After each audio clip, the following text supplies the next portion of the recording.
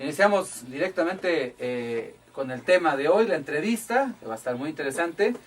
Su servidor Anselmo Vázquez le agradece su atención, le da la bienvenida, como todos los días, a este su programa Radio Occidental, un esfuerzo periodístico de Organización Editorial Mexicana y de los periódicos que se imprimen en esta ciudad, que son El Occidental y La Biblia de los Deportistas, El Esto Jalisco. Saludo con muchísimo gusto a mi compañero Antonio Sánchez. ¿Cómo estás, Toñito? Jefe, ¿qué tal? Muy buenas tardes a todos los radioescuchas. Y como bien lo dijimos aquí en Radio Occidental, pues la idea es que todos los radioescuchas tengan oportunidad, conozcan sobre todo a los candidatos que van a las siguientes elecciones. Y el día de hoy, pues para mí en especial, me tiene una agradable sorpresa, jefe. Hace mucho que no platicábamos con él, lo tuvimos aquí como fiscal. Y a mí me agradó muchísimo el invitado, porque en un spot que él hizo, dijo que él lee el periódico El Occidental. Y bueno, pues sin más preámbulos, saludamos con muchísimo gusto al licenciado Eduardo Almaguer, candidato a la presidencia municipal de Guadalajara por el PRI. ¿Cómo estás? Muy buenas tardes, Anselmo, muchas gracias, muy buenas tardes a todo el auditorio, muchas gracias, Toño, también por acompañarnos. Aquí Víctor también de invitado, de acompañante especial.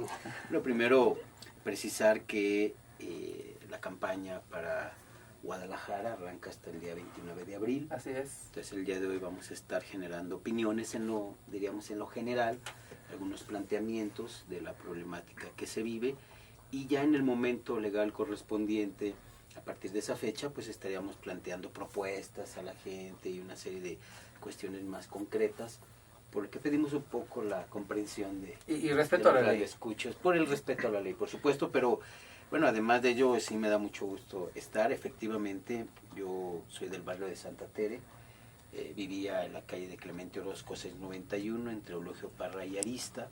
Mi padre, que era un panadero, hacía y vendía pan, bolillo, estudió hasta el 6º de primaria, y mi madre hasta el 3º de primaria, pero a ambos les gustaba mucho leer. Entonces a mi casa, que es su casa de niño, de adolescente, llegaba el periódico El Occidental. Entonces por eso, cuando me preguntaban, pues sí, yo empecé leyendo las noticias y enterándome de la vida sociopolítica de la ciudad en El Occidental. Así es.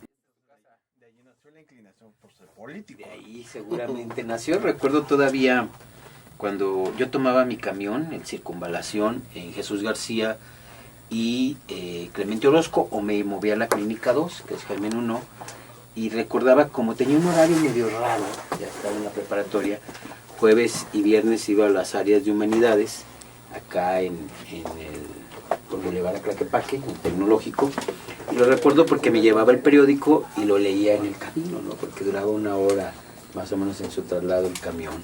Entonces ahí es donde surgió también ese gusto por la lectura. Así es, conocedor de la ciudad, Eduardo Almaguer. Así que antes de seguir con la entrevista, les recuerdo a nuestros radioescuchas, estamos transmitiendo en vivo, así que los teléfonos en cabina, para que llame y participe, 3613-2727 y 3613-3088. Nos estamos transmitiendo también en internet, a través de la página www.abcguadalajara.com, desde aquí, desde la ciudad, desde el centro histórico de esta ciudad.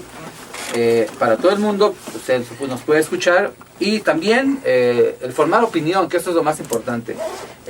Si bien todavía no podemos hablar de propuestas, sí podemos hablar de la trayectoria, y todos sabemos, obviamente, el camino político de Eduardo Almaguer, el reciente, pues obviamente fiscal, pero bueno, pues ha sido regidor, ha sido diputado, en todo este camino, presidente del PRI a nivel partidista. ¿Qué has captado, Eduardo Almaguer, para poder tomar esta decisión de ser presidente municipal de tu ciudad? Gracias, Anselmo. Bueno, precisé que yo no he sido diputado todavía, para que no me acusen de tantas cosas. No he sido diputado todavía. Fui regidor del Ayuntamiento de Guadalajara, en el gobierno de Aristóteles Sandoval, y posteriormente, además de mis cargos partidistas, fui secretario del Trabajo al inicio de este gobierno estatal, y posteriormente fiscal general del Estado. En ambas tareas yo siempre busqué estar del lado de la gente que más lo necesitaba. En el caso de la Secretaría del Trabajo fue una gran experiencia que me dejó enseñanzas muy grandes en lo que tiene que ver con los jornaleros agrícolas. Recordarán que hicimos todo un movimiento para dignificarlos, particularmente no solo en sus salarios, sino en las prestaciones y sus condiciones de vida.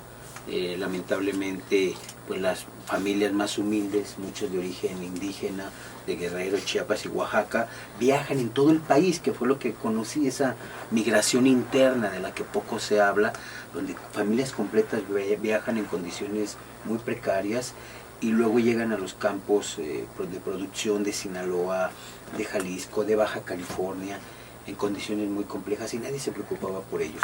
Me tocó rescatar a muchos niños, a muchas madres o mamás que estaban esperando bebés y que trabajaban aún con fertilizantes. Metimos a la cárcel a malos empleadores, pero también quizás lo más importante fue el impulsar y lograr a nivel nacional que se estableciera un salario mínimo para los jornaleros agrícolas que no existía. Y eso evitaba o más bien propiciaba el que hubiera una mayor explotación. Te encontrabas a personas que trabajaban todo el día por 80 pesos, ¿no? O personas que trabajaban todo el día por 120, pero te descontaban que la renta, la comida, una serie de cosas. Entonces logramos avanzar ahí. También tuvimos el tema de la lucha contra la corrupción, en el caso más emblemático, lo de los talibanes, que logramos meterlos a la cárcel, que nos costó amenazas, que nos costó muchas cosas, pero logramos poner sobre la mesa, visibilizar un problema muy grave de corrupción. En aquel tiempo Jalisco era un ejemplo de corrupción en materia laboral muy difícil. Y la otra parte que creo que también interesante fue colaborar en dotar de seguridad social a los choferes del transporte público en aquella crisis que hubo, que nos metimos a trabajar y que de alguna manera logramos evitar que hubiera una violación tan grave a la ley como la que hacía la famosa Ruta 24, ¿no? Que circula por López Mateos, quien me escuche la habrá de ubicar. Circulaba sin placas por en medio de los túneles, se brincaba todo porque decía que estaban amparados, pues hasta que la fuimos a clausurar y pues ante la virulencia de su dirigente, que por cierto hace unas semanas andaba encabezando un paro después de varios años, pues lo metimos a la cárcel como correspondía a quien viola la ley y maltrata a la gente. Entonces, realmente en la Secretaría del Trabajo fue una gran oportunidad, lo del Servicio Nacional del Empleo, aprendes mucho. Implementamos el programa Mano con Mano de empleo temporal, muy interesante, fue una gran enseñanza. Posteriormente asumí uno de los cargos más complejos, que es el de la Fiscalía General, y que de pronto me dicen, oye, pero no menciones porque lo de la seguridad quita puntos, ¿no? Bueno, pues es que lo de la seguridad es lo más importante para la gente, y yo puedo decir que yo llegué en un momento muy difícil para el Estado. Recordarán en el año 2015 había sucedido una emboscada en contra de 7 policías federales de la Gendarmería en Ocotlán. Habían sido victimados 15 policías estatales en la carretera de San Sebastián y los habían incinerado prácticamente. Y aquel 1 de mayo del 2015 pues habían en una operación no positiva, no exitosa, habían fallecido 11 elementos del ejército y el derribo de un helicóptero y 36 bloqueos. Entonces yo llegué en un momento de una crisis muy grave y logramos contener ese problema, logramos contener al crimen organizado, hicimos operativos muy importantes, saneamos la corporación de una manera muy alta, y también buscamos una gran coordinación con Ejército, Marina, Policía Federal, PGR. Con los municipios fue muy complejo, hoy lo puedo decir. Quien era alcalde de Guadalajara en aquel tiempo, Enrique Alfaro, fue muy responsable en el tema de seguridad, siempre buscando la confrontación en lugar de la suma. Ya llegará el momento de que la gente pueda ubicar esa irresponsabilidad.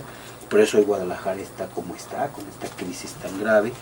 Y también tocar un tema que hoy es algo como muy tabú, el tema de los desaparecidos. A ver, yo me senté con las familias de víctimas, sentí su dolor, abracé su dolor y trabajé para resolver ello con la ONU, con Amnistía Internacional. Logramos la primera fiscalía a nivel nacional, con una unidad de análisis y contexto que le encabeza una persona reconocida a nivel internacional, con experiencia en Guatemala, en Colombia y en otros países de Sudamérica, como un proceso de empezar a resolver. El problema de los desaparecidos en México y en todo el mundo es un problema muy grave, muy delicado y muy complejo, que requiere la suma de muchas entidades gubernamentales y también privadas, pero fundamentalmente la participación de la sociedad, y que debemos de entender que debe estar unida la sociedad con el gobierno y las instituciones para ir en contra de los criminales.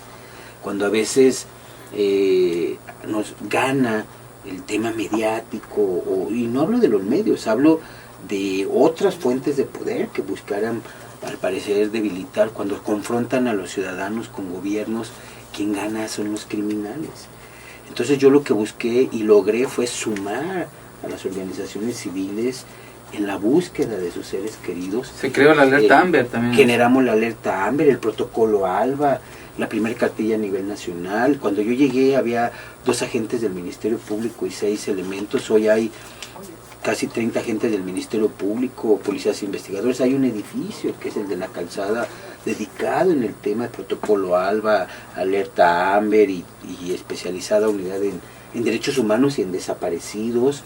Y seguramente falta mucho por hacer, claro que falta, porque arrancamos hace apenas un año, ¿no?, en esto.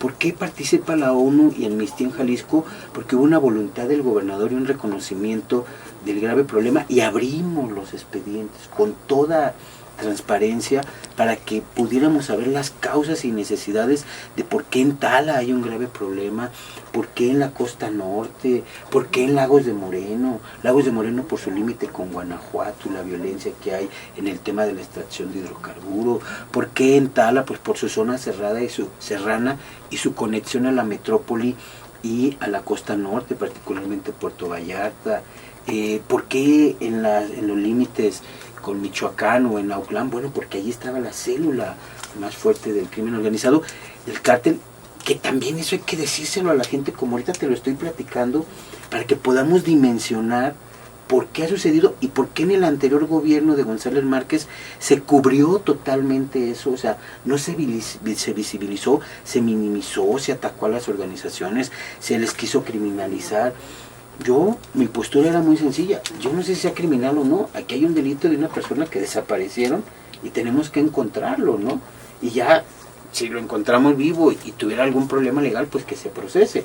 Pero nunca criminalizar a las víctimas. Y fue algo que trabajamos, insisto, muy fuerte con Jan Yarab, el alto comisionado de Derechos Humanos de las Naciones Unidas en México, y logramos, insisto, estos procesos que son ejemplo en el país, y que posteriormente eso impulsó la Ley Nacional de Desaparición Forzada, que obliga a que todas las entidades tengan una fiscalía especializada para desaparecidos. Entonces, Anselmo, el problema es muy complejo, pero en Jalisco se inició a resolverlo, ¿no? Con un problema ya de más de 2,000 desaparecidos, y que tiene que irse resolviendo, pero también tiene que venir de un esfuerzo federal que impulse con un presupuesto muy importante y que homologue tareas, y sobre todo lo que yo luché mucho junto con el gobernador, que hubiera una base de datos nacional, que tuviéramos, por ejemplo, acceso a esa plataforma a hospitales, aeropuertos, centrales camioneras, ferroviarias. Te estoy platicando todo esto porque a veces no solamente es la estridencia o el discurso, la declaración lo que resuelve algo, sino una propuesta y un trabajo serio, con un sustento, como esto que te platico de esta plataforma, que nos permitiría con un clic saber si Eduardo Almaguer salió por la central de autobuses, por un ferrocarril, por el aeropuerto, si pasó migración, si está en un reclusorio en otro estado del país, en un hospital, en el IMSS, porque muchas veces eso también sucede, y que nos permitiría pues avanzar. Yo espero que eso suceda muy pronto y empecemos a resolver este problema tan grave de los desaparecidos como un apunte, ¿no? Así es. Este es Eduardo Almaguer, estamos platicando precisamente con él. La campaña inicia a finales de abril, sin embargo, es importante conocer a todas las figuras, como los que han pasado aquí en estos micrófonos. Teléfonos en cabina, nos vamos a ir a la primera pausa, 36 13 27 27 y 36 13 30 88, recordándoles que en Radio Occidental somos tu voz. Bien, ya estamos de regreso a Radio Occidental, 4 de la tarde con 19 minutos, dialogando con el candidato Eduardo Almaguer. Usted puede llamar y participar aquí a los teléfonos en cabina 36 13 27 27 y 36 13 30 88. Le he presentado a Víctor Ramírez. Ya habló y quiere decir entonces que tiene el permiso de hablar. ¿Qué tal? ¿Cómo están? Buenas tardes. Aquí estamos también como parte del grupo del Occidental, ¿no? En esta entrevista. Licenciado Eduardo Almaguer, en este tema de este conflicto político entre presidencia municipal y fiscalía, ya a la visión de algunos meses, el mal entendimiento como visión política del nuevo modelo de justicia penal y de la poca cultura precisamente de esto, de la denuncia, de la capacitación de policías, ¿qué haría falta? ¿Está fallido el modelo de justicia penal? Fíjate que lo que pasó ahí también hay que explicárselo a la gente. Hubo una reforma muy importante en el 2008, pero esa reforma no vino acompañada de un presupuesto y de un proceso. Se dejó en libertad a los estados para que en el momento que ellos decidieran ingresar en este proceso, con una fecha límite del 2016, de junio del 2016. Unos estados iniciaron, como Chihuahua, inmediatamente. Otros, como Jalisco, con una gran irresponsabilidad del gobernador González Márquez, no hizo nada. ¿Estaba de salida? Jalisco, no. Bueno, fue en el 2008, él salió en el 2012. Jalisco, o en el 2013 salió. Jalisco perdió 5 años, de manera increíble, 5 años. Por lo tanto, por hablar de Jalisco, pero a nivel nacional, todo el modelo requiere de algunos ajustes, de mayor capacitación. Y déjame decirte que parte de lo que requiere Guadalajara es tener una policía mejor capacitada, con mayor inteligencia, vinculada al nuevo sistema, de manera, debemos todos sacudirnos la cabeza y entender que el otro sistema ya se terminó, que hoy todo es científico, que hoy no solamente se trata de hablar, sino de probar, de acreditar, y para eso hay una escena del crimen, para eso está ciencias forenses, para ello el policía municipal es el primer respondiente y tiene capacidades y facultades de investigación. Es decir, tiene que haber una mayor capacitación, equipamiento, inteligencia y fundamentalmente invertir en prevención, porque no tiene caso que sigamos atendiendo la consecuencia, es decir, invertir en más jueces, más MPs, policías investigadores. Ahorita hay que hacerlo, sí, pero esa no puede ser la constante. Tenemos que invertir en prevención, y si ustedes revisan, hay un porcentaje muy mínimo que se invierte en prevención en materia de seguridad. Yo diría que un 10% y un 90% que se va al tema de contención, como yo le llamo, del tema de criminalidad. Lo que yo veo es que Guadalajara requiere en su momento de un porcentaje importante en inversión, desde becas, capacitación, adiestramiento, tema de adicciones, tema de educación en materia de bullying y violencia, y por supuesto también algo que a todos se les ha olvidado, ¿no? Y que sucede en las principales ciudades del mundo, generar una infraestructura con una visión de seguridad. Puentes seguros, parabuses seguros, islas de seguridad, que son estos andadores seguros o caminos, mayor iluminación, banquetas accesibles, calles, vialidades, insisto, una infraestructura que también tenga esa visión de seguridad. Aquí ya nos está ganando las respuestas a los radioescuchas. Parece que ya les comió la pregunta, pero bueno, van. María del Carmen nos habla de la colonia La Perla, dice saludos a todos aquí en el espacio informativo, en especial al señor candidato. Dice, soy priista y no me cambio por nada de partido. Le pregunta, señor candidato, que haya honestidad ante todo y que siga ayudando a los pobres, le dice la señora Carmen. También nos habló Juan Martínez, señor Almaguer, ¿qué hará si llega usted a la presidencia de Guadalajara para el tema de seguridad? Pregunta. Bueno, era lo que comentábamos ahorita en general. Ya, insisto, llegará el momento donde habremos de hacer compromisos muy concretos, y nomás dejo un apunte.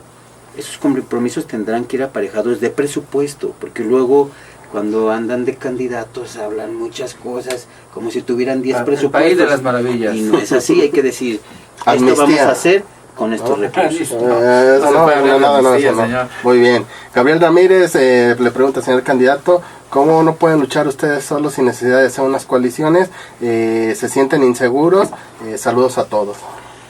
Bueno, yo soy solo candidato de un partido y obviamente todos lo dicen, pero nosotros lo estamos buscando de manera muy intensa. Tú tienes que buscar un vínculo con la sociedad y el pueblo entiende perfectamente quién está hablando con la verdad y quién le está diciendo cómo va a resolver las cosas. Entonces, más que coaliciones políticas hoy, yo creo que todos estamos, digan lo que digan, toda la gente se sorprende cuando alguien que conocen en una organización política y que se pelea y señala al opositor, al siguiente día los ve abrazados y sonriéndose y diciendo que ya cambiaron de partido porque quien lo hace tienen ambiciones, no tienen visiones y no los empuja una causa, ¿no? Entonces, hoy creo que no me conviene y me cambio de partido. Entonces, no, nosotros estamos donde mismo. Daniel Hernández también nos marcó y él le pregunta, él más bien le dice, los jóvenes confiamos en usted, pero le pedimos que no nos vaya a fallar. Y también Ricardo Romo, señor candidato, ¿cómo vamos a mejorar la seguridad en Guadalajara? Otra pregunta sobre seguridad. Sí, bueno, que es el principal tema, por eso menciono que hay quienes aspiran a gobernar ciudades o estados y dicen que no van a hablar de seguridad. Entonces que le insistan a la gente y le digan, oye, cuando tú vayas y vayas a ejercer tu voto, tu decisión, pues yo te voy a arreglar la calle, el árbol, el jardín, pero no te voy a proporcionar seguridad. Simplemente habrá que recordar que la principal función del Estado es garantizar tu seguridad física y patrimonial. Si me lo permite, vamos a la pausa. Teléfonos en cabina 3613-2727 para que siga llamando y participando. Y al 3613-3088. Y recuerde que aquí en Radio Occidental somos tu voz. Técnicos está nuestro amigo Javi César, que está aquí muy atento porque nuestro amigo Chavita Macías está de vacaciones.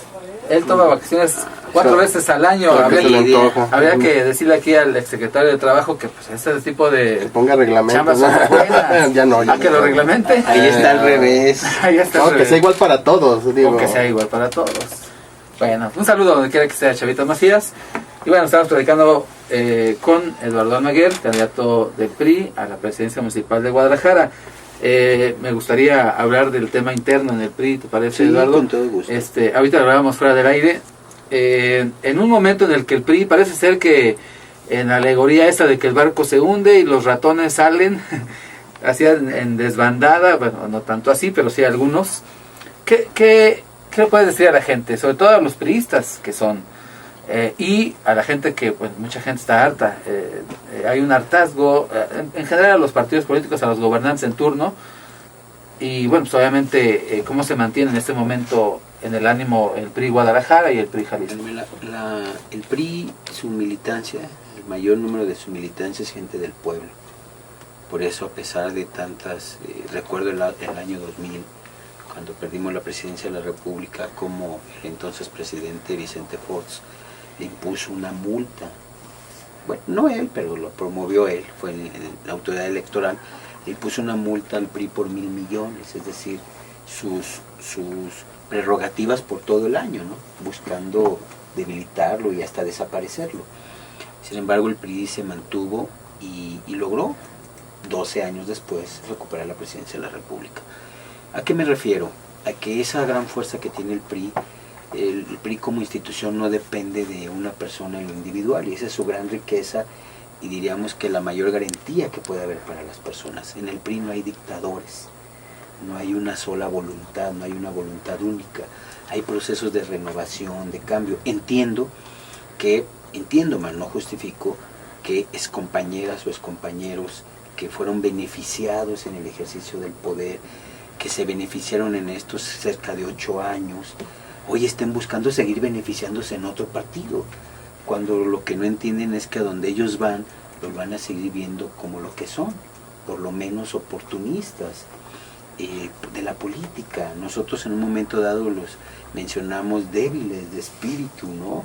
Y su ambición les gana, toda vez de que no son leales a un instituto que tiene causa, un instituto que tiene un origen, que tiene una visión de país, que por supuesto, como todas las instituciones y organizaciones, podrá tener cosas a favor o en contra. Sin embargo, es un instituto muy fortalecido. Si tú te das cuenta, hoy que me están escuchando los radioescuchas, valga la redundancia, o el auditorio, la gran mayoría de los partidos políticos, o los que hoy andan contendiendo y actúan con más rabia en contra del PRI, son espristas que se beneficiaron del poder, espristas que tuvieron ejercicio del poder. Tú ves hoy en MC a Dante Delgado, pues fue gobernador en Veracruz, por cierto, detenido por malversación de fondos y estuvo en la cárcel.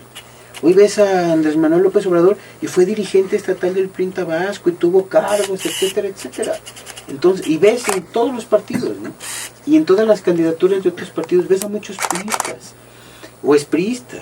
En ese sentido, lo que yo creo es que lo menos que tienes que hacer tú es ser leal a la causa, es ser leal a lo que buscas, a tu ideología, y cuando te presentes ante una persona, pues la persona podrá estar de acuerdo o no contigo.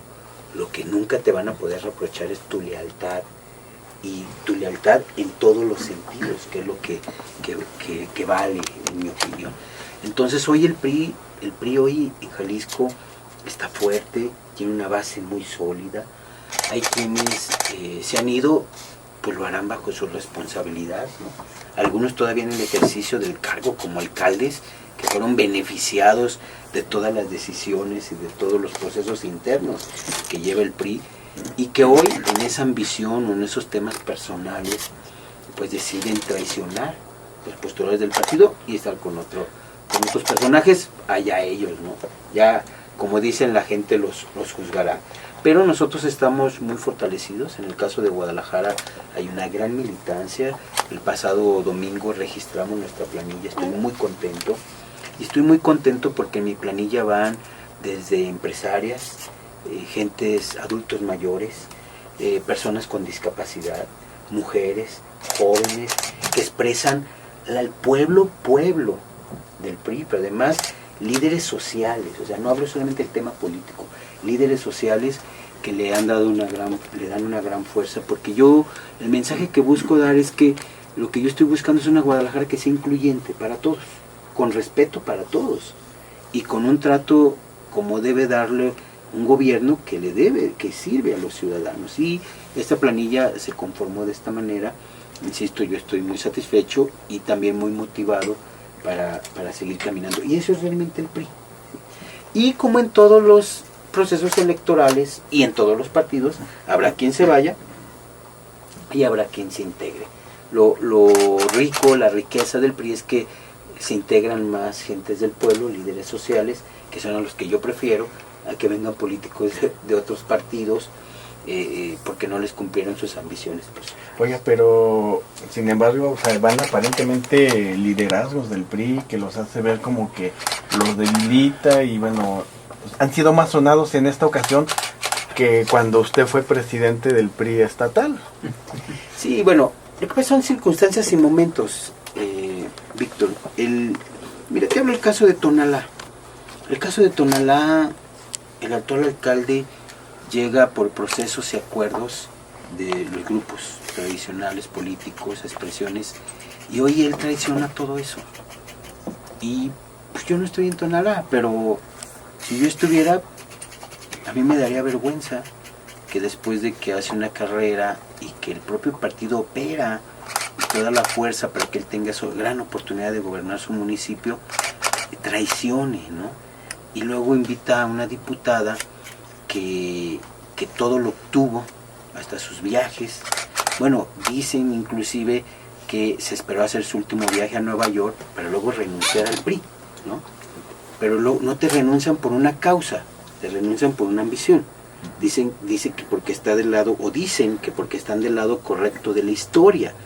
Y yo pregunto, ¿el lado correcto de la historia es estar con quien violenta a la gente, con quien tiene acuerdos oscuros, con grupos oscuros, ¿no? Y que además busca ejercer una dictadura en el Estado? Ese es el lado correcto de la historia, más bien es el lado correcto de su historia, o sea, de la historia de ellos, pero no de la historia social o política del Estado. Entonces, pero aún así yo te puedo asegurar que en Tonalá, para que lo escuche Sergio, en Tonalá va a ganar Osvaldo Bañales. ¿Tiene tiempo para reconformar esta imagen que se les dio como que se debilitan o no se debilitan? No, por supuesto, no, ustedes lo van a ver. Miren, en la precampaña yo hice una convención donde hubo más de 6,000 priistas y simpatizantes en una tarde lluviosa con 5 o 6 grados de temperatura, y que la verdad pensábamos que iba a ser muy complejo, y hubo un gran calor y un gran entusiasmo. ¿A qué me quiero referir? De que ya llegará el momento de mostrar la gran fuerza que hay, y sobre todo la gran voluntad y disposición de que Jalisco siga avanzando y que Guadalajara cambie, ¿no? Cambie todo lo que no está bien y mantenga lo que está bien. Me decía Anselmo al principio que diario que entrevistan a alguien que aspira, pareciera que la historia inicia cuando tú llegas, ¿no? Y no es así. Hay muchas cosas de la ciudad que podemos rescatar y sacar adelante, y yo lo que en su momento le voy a plantear a los tapatíos es lo que vuelvo a insistir: una ciudad en paz, una ciudad segura, una ciudad incluyente y una ciudad realmente para todos. Bien, si nos lo permite, vamos a ir a la pausa. Ya llegó mi jefe, el licenciado Javier Valle, ya está, ahorita va a entrar aquí a cabina. Estamos platicando con Eduardo Almaguer, teléfonos aquí en vivo, 3613-2727. ¿Me llamada, señorito Sánchez? ¿Todavía no? Al momento todavía no, por ahí la está guardando Javi en redes Sánchez. sociales, todavía nada, ¿verdad? Por ahí la pregunta incómoda, si quiere, regresando de la pausa. Hay preguntas incómodas. Una pregunta incómoda. Bueno, y el otro teléfono en cabina, 3613-3088, Le voy a pausa. la Chiva, no le voy a la Ah, bueno, entonces No sí, se es del falta lado bueno de la historia. Y volvemos después de la pausa. Y bueno, ya está aquí con nosotros mi jefe, el licenciado Javier Valle. ¿Cómo estás, jefe? Muchas gracias, muy amable, muy buenas tardes a todos. Aquí con visita de lujo. Muchísimas gracias, licenciado Almaguer, por estar aquí con nosotros. Ya no la debía. Esperemos que no sea la primera ni la última, porque hay muchas cosas que abordar, que hacer para dignificar el trabajo y digo, todo, reiniciar, reinventar. Ya no se puede, sino ya dignificar lo hecho en Guadalajara, ¿no? Sí, cómo no. Muchas gracias, Javier, por acompañarnos aquí, y por invitarnos y recibirnos. Comentábamos hace un momento algunos temas que le interesan a los ciudadanos y que a veces pocos funcionarios o políticos quieren tocar.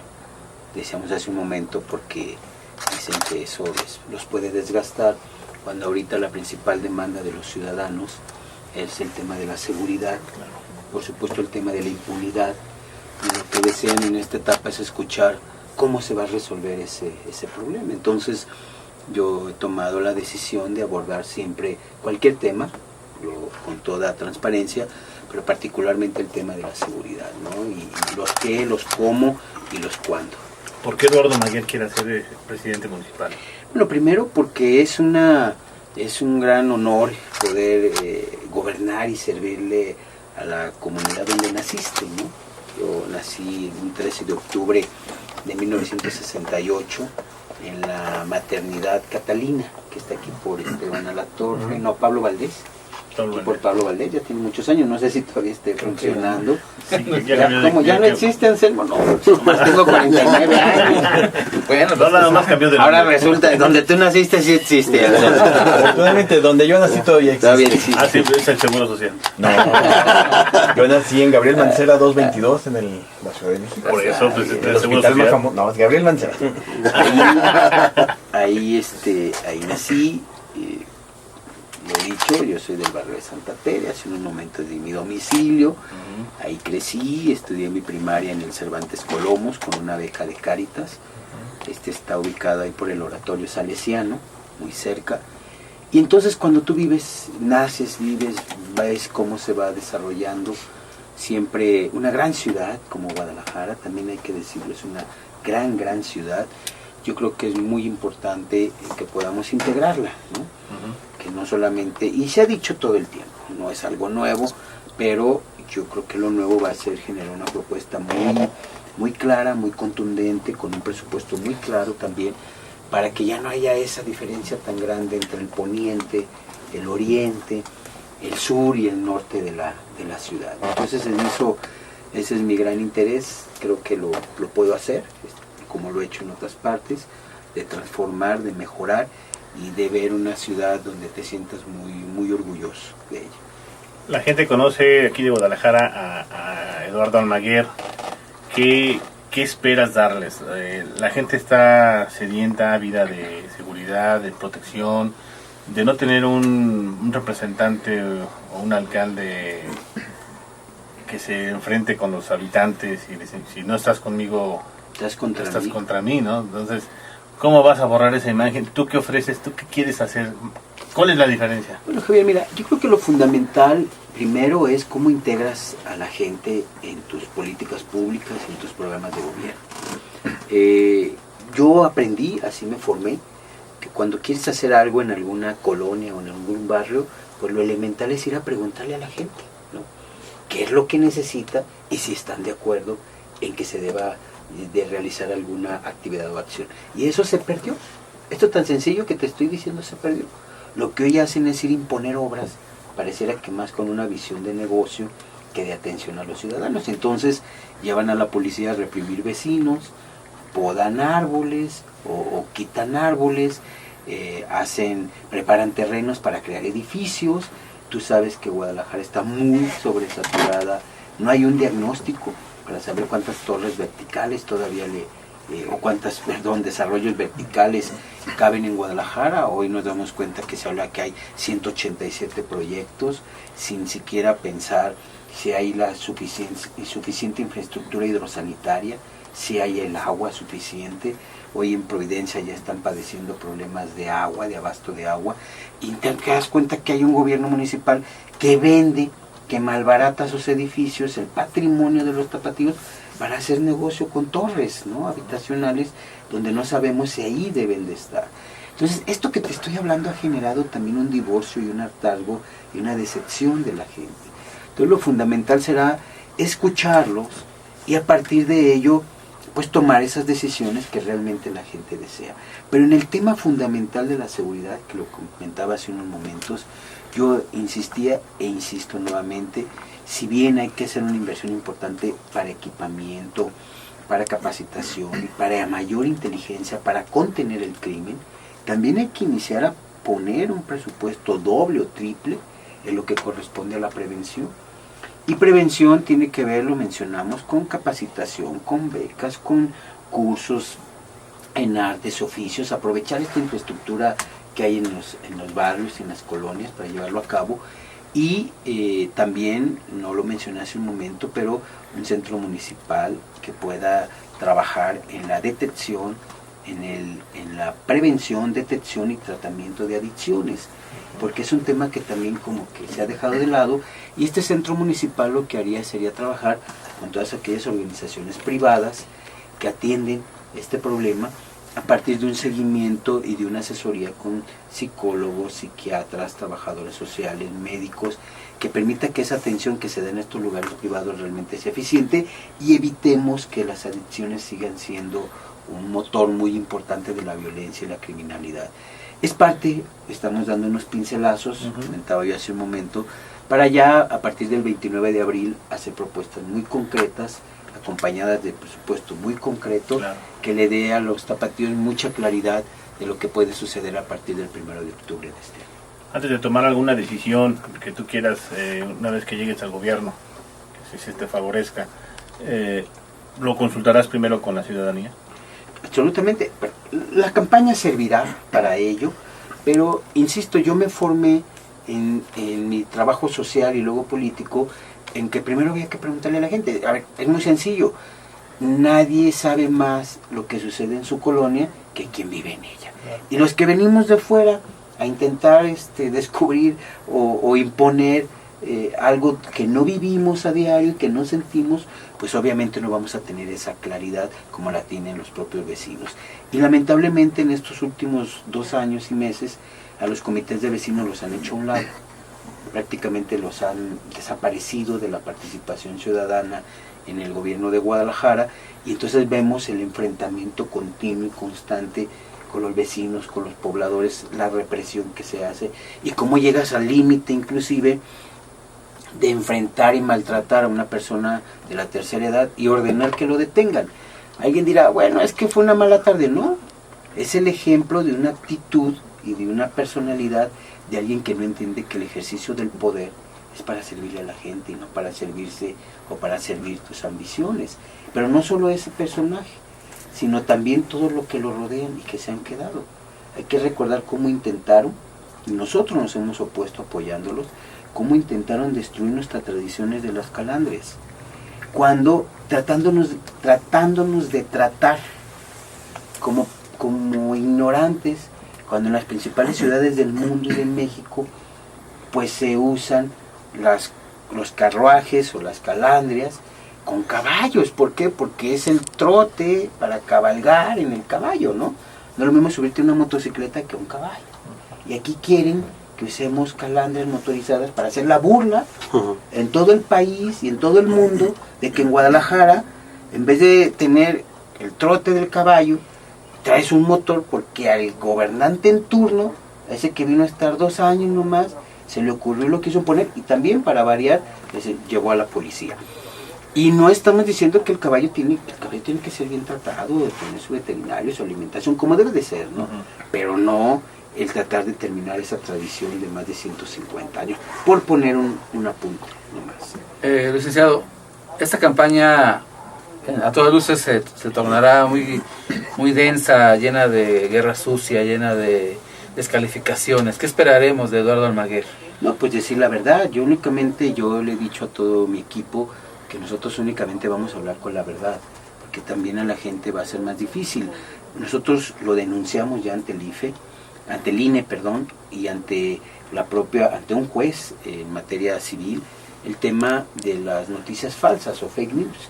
Esto que permitió la red social Facebook y que tanto perjudicó la elección de Estados Unidos, la votación de Cataluña, que la separó de España y que generó una crisis social, económica y política muy grande, el tema del Brexit en Inglaterra, que también generó un problema muy grave en toda la comunidad europea. Es decir, estos profesionales de la mentira también ya estaban queriendo operar en México, pero teniendo su avanzada en estas empresas que el gobierno municipal de Guadalajara y que desde Tlajomulco han venido financiando con grandes cantidades de dinero para generar una realidad que no existe. Entonces ellos empezaron a generar una serie de mentiras en contra de muchos actores políticos y sociales, que nos llevó a presentar esta denuncia, más no queja, que ya se formalizó en queja ante el INE, para que también en el uso de ese convenio que firmó con Facebook evitara las noticias falsas que tanto daño le hacen a las democracias y a los países, y que ellos están buscando hacerlo en México. ¿Qué hay que hacer ante esta guerra sucia y ante este desvío de recursos para atacar a actores políticos o sociales? Decir la verdad e ir con los medios como esta cabina, como aquí con el Occidental, decirle e ir a los medios para decir la verdad. Y seguramente la gente encontrará, sumando algunas otras acciones o publicaciones, encontrará que lo que se publica o buscan estos sujetos es engañar a la población. ¿Cuál es la zona más conflictiva que tú consideras en Guadalajara? En que debes atenderse. Bueno, yo creo que hay un área en materia criminógena y social muy importante, que es la parte del oriente, tiene que ver con Oblatos, con Santa Cecilia, y los límites con Tonalá, una parte de la zona sur, de los límites con Tlaquepaque, que además de problemas sociales hay problemas criminales muy fuertes. Esas serían las dos zonas más complejas. ¿Cómo puede la gente confiar en ti y en todo tu propuesta de campaña? Primero porque yo habré de reunirme con los ciudadanos, habré de firmar compromisos, y los compromisos acompañados de un presupuesto, es decir, el qué, el cómo y el cuándo, o sea, en qué tiempo lo vamos a hacer. Y segundo, lo que yo he tratado de cuidar en todos estos años, y el único que al final puede uno ofrecer, pues es tu propio trayectoria social, tu prestigio y tu palabra, ¿no? Tu compromiso. Entonces, yo soy un hombre formado desde niño en los compromisos, en el respeto a la palabra, a la honestidad y el tema de lealtad. y pues podemos mostrar lo que hemos hecho con anterioridad. ¿Qué está aprendiendo ahorita, Eduardo? Ya por último, porque ya no están haciendo señas, ¿verdad? ¿Qué estás aprendiendo en este momento, Eduardo Almaguer? Algo importante que me ha gustado mucho, estoy aprendiendo a dialogar con los jóvenes, entenderlos, lo que ahorita viven, y también con las personas con discapacidad y adultos mayores. Para mí ha sido una enseñanza en estos meses fundamental de cómo las personas con discapacidad o adultos mayores buscan a diario, son ejemplos de vida, buscan a diario salir adelante en condiciones a veces muy desfavorables, y yo siento un gran compromiso con ellos, por eso integran mi planilla para regidores. Es lo que te iba a decir, ya no hubo tiempo de checar tu planilla, pero hay gente muy interesante, muy valiosa. Así es. Y pues bueno, pues agradecerte que no sea la primera, por favor, Eduardo. Aquí vamos a estar con mucho gusto. Martita, Gracias, gracias. Anselmo. Gracias, Toño. Gracias, al contrario. Ahora no hablo. No me dejó hacer la pregunta incómoda. La pregunta incómoda. A través de La arroba pregunta el incómoda, occidental. 30 segundos. La pregunta incómoda, ¿se va a hacer o no se va a hacer la carnita asada? No. La pregunta es, ¿por qué para Guadalajara y no para gobernador? Porque ahí hubo una estrategia nacional que se revisó y una decisión del Comité Ejecutivo Nacional, y bueno, yo asumo esto de manera muy clara. Yo quiero mucho mi ciudad y soy católico también, creo en Dios, y seguramente ahí hay designios, y yo estoy aquí muy contento para ganar. Ahí está para todos los radioescuchas a través de redes sociales en arroba el occidental. Así es. Gracias. Pues muchísimas gracias, Eduardo, candidatos, a los que están aquí en esta mesa, y a usted por el favor de su atención. Nos vemos mañana en punto de las 4 de la tarde. Así es. Queda pendiente, no es la primera, Eduardo. Adelante. Bueno, si no vienes porque él no quiere. No, aquí si quiere estaré. decir algo, que él quiere gobernarlos a ustedes, a ver si es Aquí cierto. estaré. Aquí salió. Gracias. Muchas gracias, Anselmo. Mañana estará Guillermo Cosío, precisamente también hablando de temas de política y sus aspiraciones. Que tenga una tarde excelente. Hasta luego. Vámonos.